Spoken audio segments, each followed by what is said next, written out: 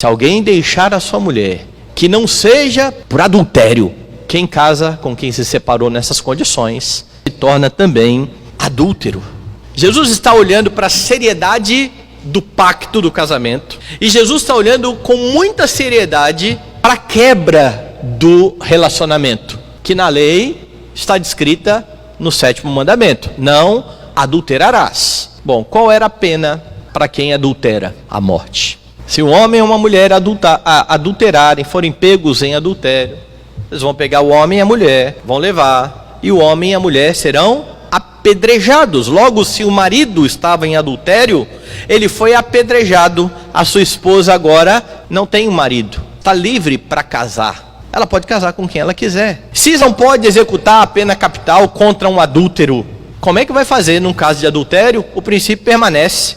Apesar de você não poder matar de fato, você considera aquela pessoa morta. Entendeu o que a confissão de fé estabelece, a nossa confissão de fé?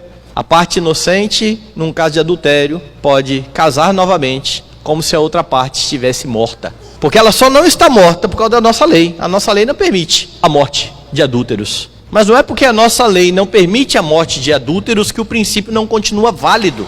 E por aí você vê, meus irmãos, a seriedade disso. A quebra do pacto leva à morte. E talvez você pense assim, mas isso é muito duro. Isso é muito duro. Sabe onde essa doutrina está firmada? De novo, na doutrina do pacto. A nossa confissão de fé ensina que Deus fez um primeiro pacto com Adão, e este pacto foi chamado de pacto das obras, sob pena de morte, caso houvesse a quebra do pacto.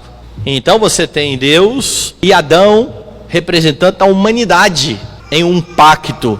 E quando Adão quebra este pacto, Adão é morto. E não somente Adão é morto, como a morte passa a todos os homens. Não é isso que Paulo explica em Romanos? Por um homem entrou o pecado no mundo. Deus leva a sério o pacto. E a transgressão do pacto leva à morte. Então você talvez pense assim, mas nós estamos aqui, nós estamos no pacto. Nós pecamos todos os dias. Inclusive nós confessamos pecado agora há pouco aqui na igreja. Por que é que Deus então não nos mata? Porque o pacto da graça foi feito com Cristo e com aqueles que estavam representados em Cristo. Deus não mata você quando você peca, porque Ele já matou o Filho dele, pela transgressão do pacto. Essa é a única razão, meus irmãos, de não sermos consumidos quando nós pecamos. Não é que no pacto da graça, as exigências do Senhor quanto ao adultério diante dele, o adultério espiritual, tenham sido rebaixadas. Não é que Deus agora começou a fazer vista grossa e Ele não liga para os pecados do seu povo. Deus se importa tanto com isso, que para não matar a sua igreja, entregou o seu filho e matou no lugar do seu povo.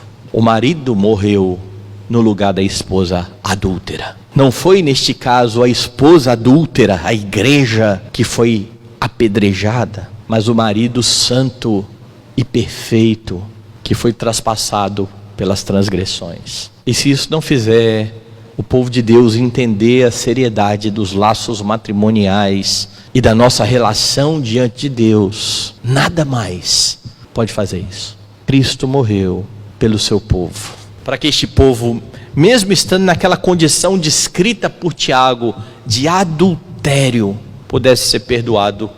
Por isso o chamado ao arrependimento, por isso a chamada à contrição, por isso o chamado a abandonar o pecado, porque quem confessa e deixa alcança misericórdia. Então quando você olhar para a lei e para a punição do adultério, não ache demasiadamente pesado o que Deus está dizendo, porque Deus fez isso com seu próprio filho, que tomou o lugar da sua esposa.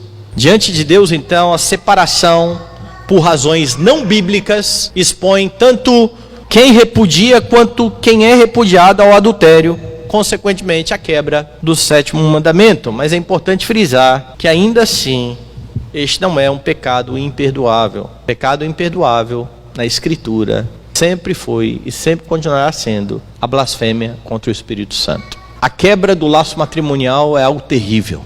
O novo casamento, num caso desses, também é terrível, mas há perdão para aqueles que se arrependem, para aqueles que entendem que tudo o que aconteceu foi errado e foi pecaminoso.